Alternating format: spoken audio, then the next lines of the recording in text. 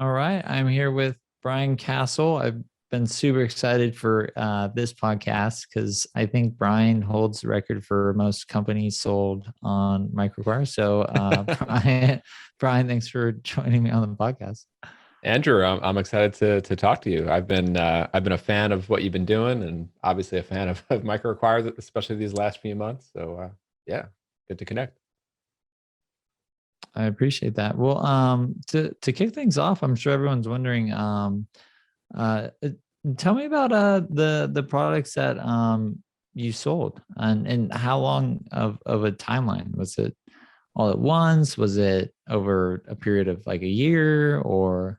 Yeah, so I guess sort of like the headline is that I did sell or let go of five.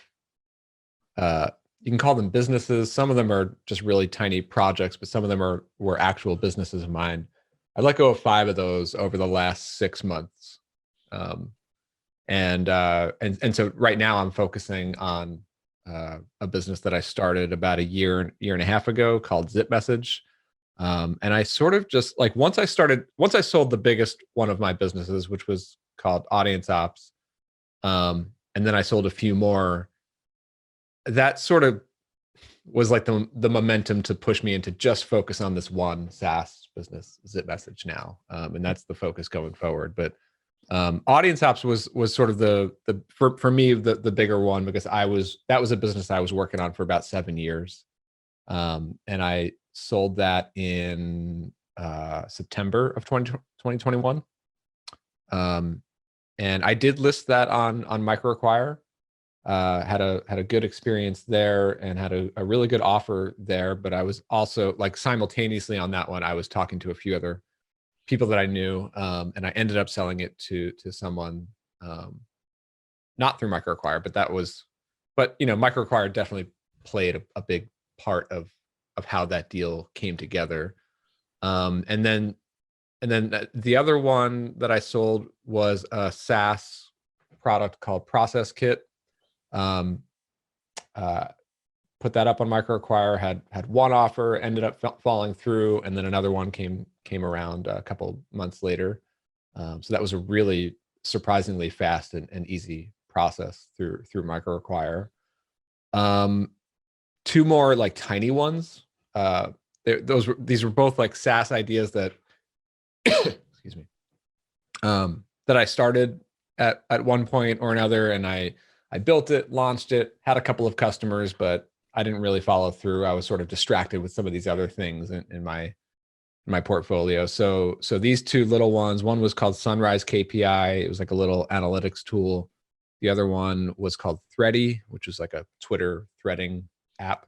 I you know at I had not touched those for like over a year or two on each one, and so I was just like, let me just throw these up on MicroAcquire, just see what happens, and I was able to find two tiny exits on those. And then the last one, the most recent one, was a course and community and like content site, called Productize. I've been My previous business was a productized service business, so I built a course and a whole community around productized services. But since I'm more into SaaS now, and I'm not as interested in doing the whole course content thing anymore, um, I I ended up selling that one to a friend of mine who was a longtime member of that community, Sam Shepler. So Nice. with that exit, which happened about a month ago, that's it. Like that's all I have left. So, like it's just ZipMessage and some podcasting. I was about to ask. I was like, do you have any more? Like, geez.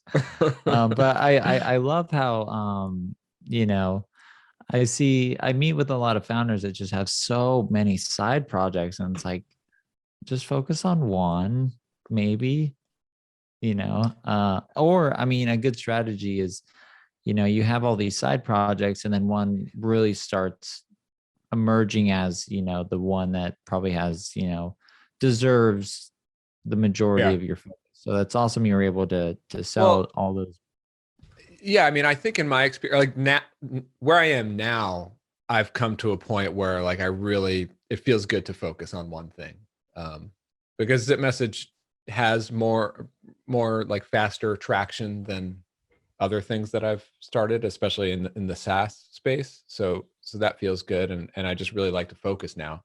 But like, yeah, like I had this whole portfolio of other businesses, but it wasn't like I started them all at the same time. I mean, but that productized course business I started back in 2014.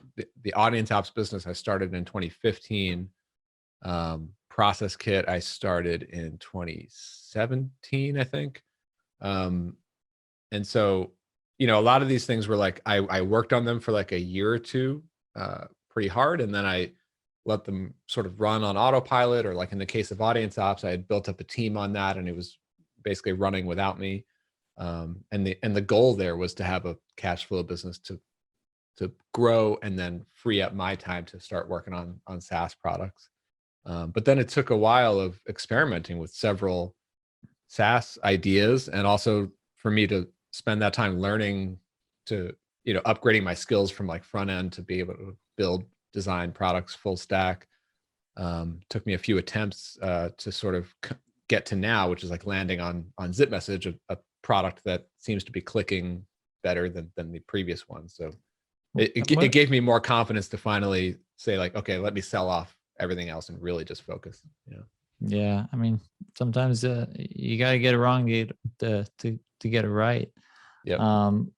What is you said Zipliner, right? What does Zipliner do? ZipMessage.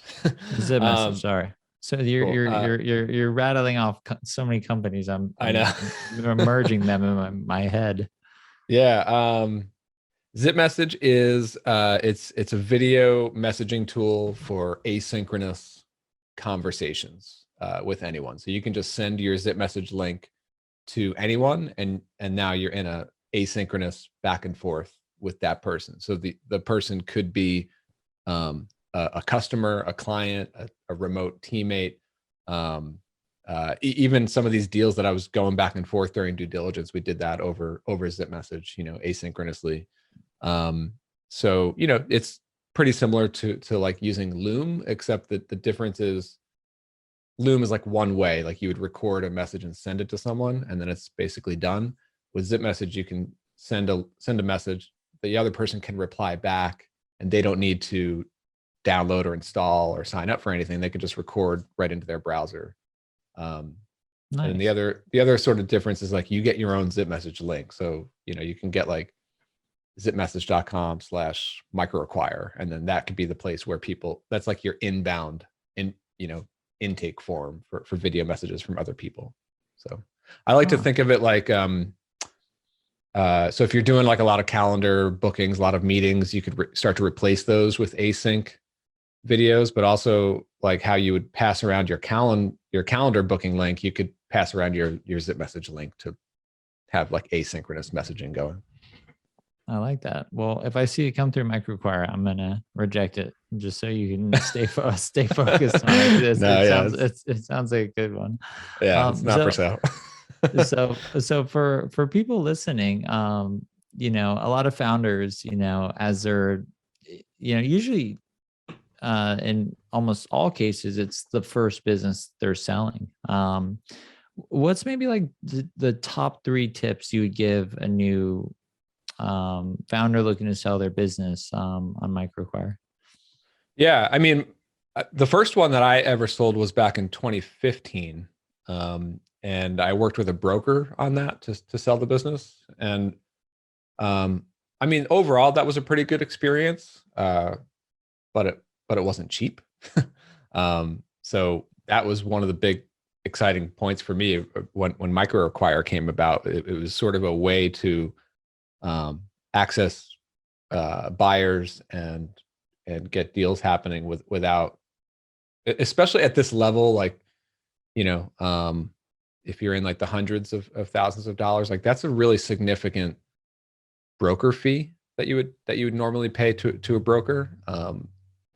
It might make more sense when you're in the upper millions, but like, yeah, at this stage that was really exciting. But anyway, going back to my first experience selling, it was one of the things that I learned early on with that was, my first time selling, I thought that I had to make the business look perfect and pristine for the buyer. Otherwise, buyers wouldn't be interested in it. And that's actually pretty wrong.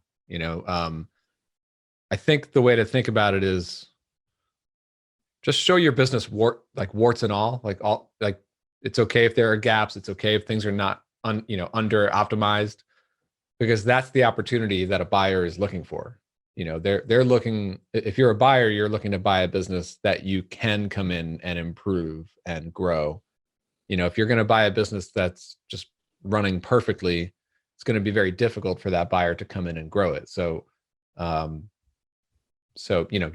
feel like, yes, you need to clean up your books and have processes that make it ready to hand off to a buyer. But, I learned to not stress over all the things that are missing or the gaps in the business. That helped a lot.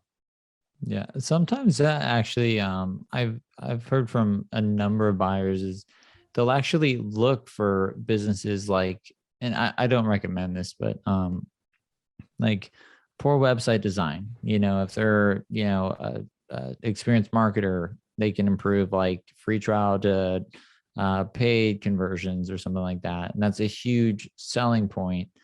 Or maybe you don't have to point it out, but as a buyer, you see that and you're like, if I can just tweak that 10%, then this business will increase. So I totally agree with you on that. Yeah. In terms of negotiating with buyers, again, you're kind of a veteran here. So what are some qualification questions that you usually ask buyers when they are interested in buying a business from you? Well, I mean, this is an area where I think a broker does add value. One in the cases where I sold on my own, you do have to do your own vetting, but also you're just kind of sifting through some noise of buyers who are just not as serious, or they're kicking the tires, or they say they're serious but they're really not. So if you're working with a broker, they tend to kind of shield you from that, and they do a lot of that vetting for you. But it comes at a cost, so there's a trade-off there. I one of the first questions that I tend to ask a potential buyer, if they're a stranger to me, I don't know them, would be to just ask, have you acquired businesses before? Not to say I would rule out selling to someone who has never acquired something before, but if they have never acquired something before, that is an indication that they are not as serious, as experienced and serious in this process as others who have acquired something before. And if they haven't, then maybe the next question would be how many other businesses have you been talking to about acquiring, and how long have you been looking? Because the other thing that I've noticed about, again, going through several deals now in my career, and several recently, is that there's a pretty wide spectrum in terms of how these deals happen. One of them took 3 months from offer to close. Another one took 5 days from offer to close. Literally, Yeah. and so some people are just kind of crazy and stressful when it comes to due diligence, and others they just value speed and no BS. Just let's do this, and again, that's not to say you should be careless, or you shouldn't overlook things. Obviously, in a deal that's any significant dollar amount, you do want to do your due diligence. But different people are, some people want to play more games than others when it comes to contract negotiations. And others just want to be more straightforward about it. And yeah, it's just kind of all over the map. And so the more experienced the person is, it's a little bit tricky, because it's sort of a two-way street. On the one hand, somebody who's more experienced, who's done more acquisitions in the past, they know the mechanics, they know the process. There's, they're going to ask for certain things, and then they're going to do due diligence. Then we get into contract negotiations and a wire transfer or whatever it may be. Or they're not new to this. So that makes it easier. But then on the flip side, they might be more savvy. They might be a little bit more aggressive in the tactics that they use. So like, you know, sometimes they'll use time to sort of grind you down, like drag it on intentionally. Because as the seller, I know for me, most sellers want to get it done faster if possible. Like I'm working on a new business. I don't want to be bogged down with selling this one. So Yeah. Sometimes they'll use that sort of thing against you. They'll use like they'll pull at your emotions, like, once you start down the process, you're mentally already selling the business, but it's not actually done yet. So there's a lot of little games that can be played throughout the process. I don't know what I'm doing most of the time, but it's mostly just kind of trusting the gut and getting good advice from friends and advisors who've been through this sort of thing before. That helps a lot too. Nice. And I really like that. And really what you're doing is you're making the buyer work to really get through your filter with just these simple questions like, have you acquired a business? And if they don't respond, or they do respond, you ask them another question, and then they respond or they don't respond. Other good questions could be like, if we get to the finish line, how would you finance this? Like just getting those questions kind of up front can be, save both parties a lot of time. Yeah, for sure. I mean, I also did want to ask a lot about like, tell me about your current business. Tell me about your background. What does your current team look like, and things like that, just to get a good feel for it. Yeah. And then I guess another question I would have is, so you're getting ready to, list on MicroAcquire. Was there any materials that you prepared like in advance, or anything you'd recommend sellers kind of think about in advance? Yeah, I did a bunch. So I had sold a business before, like years before. So I've been through a due diligence process before. So I knew the kind of work that goes into just preparing for that. So I did, on the larger deals that I did, a lot of the due diligence work, like getting my books in order, just getting the things that I know that they're probably going to ask for. Doing a lot of that prep work even before I listed helped a lot, so that by the time it got into a deal, there was very minimal time and prep work that I had to do. So that was one. I did create like a very simple, I guess you can call it like a prospectus. It's like a PDF with it's like a slide deck. I don't know, 5 or 6 pages or something like that, with kind of like the big like selling points, if you will, but like the high level, like not the level that you would see in due diligence, but just like the high level numbers of like revenue and like net profit and traffic and some of the key elements of the business and why it works and things like that. Something to show potential buyers.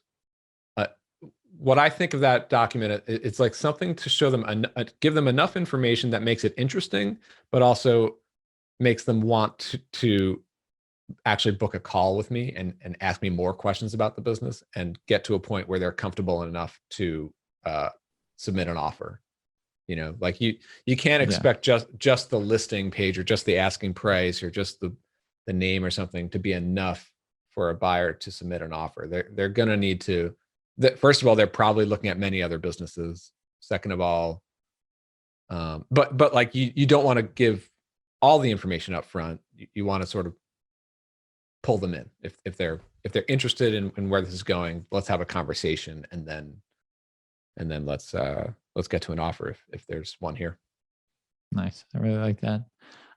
I guess another question I would have is there any part of your sales that you would do differently? Like now that you've kind of, you can roll back the tape and maybe like, oh, I wish I did that differently, or any sort of like You asked a little bit earlier about like vetting the buyers. I think there were a few, like not the people who ended up buying the businesses, but I did have some offers and some inquiries and calls and like follow-ups with people who turned out to be probably less serious than they let on. And I probably could have done more to vet them, you know. Not exactly sure what else I would have done other than asking those questions, but um, looking back, like there was one who actually did make an offer, and we started down the road of due diligence, and then they ended up backing out for some random reason midway through. And like two other people, they would keep coming back to me every 3 days saying like, I'm about to send you an offer, just about to send you an offer, and then nothing. But in the meantime, somebody else came along with a real offer, so that worked out. So yeah, when you're going it alone and you're in a marketplace like MicroAcquire, and I did supplement with like other contacts that I have in the industry, so I was sort of mixing conversations from different places. Like, without a broker, you're sort of on your own, but that's by design, right? Like that's like I chose to go without a broker intentionally, because MicroAcquire exists, that made this path a lot more viable. But it is more work and sometimes a little bit more like, just dealing with a lot of noise before you get to, but that's not to say that there are definitely very real and serious and high quality buyers on the network. I met a lot of them, so they're there. It's just there's a mix. That's awesome. Well, I know we're getting to the 30-minute mark, so I have three more questions for you that are questions I just like to ask every Cool. every person I interview. Well, just favorite book that you may have read in the last year. I'm always terrible with these like rapid fires. The one that I'm reading recently is pretty good. The Cold Start Problem. What's his name? Andrew Chen. Andrew Chen, The Cold Start. Yep. Yeah. Like halfway through that, it's really applicable to what I'm building now with ZipMessage, because it's like how to build on a network and use the freemium model and all that. So it's been pretty good. Nice. What's who's one entrepreneur that you really look up to?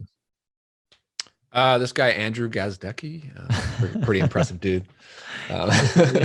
You need a better list, man. Let's see. I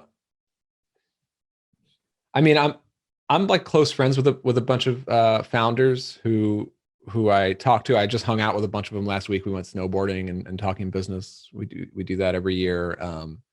So I just get a lot of value and inspiration from a whole group of close friends and advisors, and it's kind of like a mastermind group. But we've been meeting up and going on these snowboard trips every year for like the last 8 or 9 years, and that's just been super helpful. So like in general, I always recommend trying to find like a core group of like mastermind buddies to hang out with. Nice. Well, that's pretty much all I got for you. I really appreciate you taking the time on this podcast, and congrats on selling all the businesses. When you sent me that email, I was like, "Are you serious? Like, what? I gotta hear this story." But Brian, congrats on all your success, man. I'm rooting for you and your new company. If people want to get a hold of you, what's the best way to contact you? Yeah, well, you can definitely get to me and check out the tool at zipmessage.com. I'm basically running the support desk over there right now. So I feel like we should integrate that like into MicroAcquire. I feel like that would be like a perfect, like we can chat afterwards, but it seems Totally. like a good use case in terms of like, here's the answer to your questions, and then Definitely. I mean, I literally did use it in a lot of the conversations, and it is perfect for that, because it's easy to go back and forth with somebody who is like a link away, like they're not within a private Slack workspace or something like that. Like it's easy to share with anyone. So yeah, I would love to talk about that. So yeah, ZipMessage. I mean, you could even send me a ZipMessage at zipmessage.com/Brian. That's my link. And then I'm on Twitter at CastJam. So Well, Brian, thanks again for making the time, and you hold the record. So for most companies sold on MicroAcquire, if that ever gets broken, I'll be sure to let you know. Good stuff. Thanks for having me on. Cheers, man.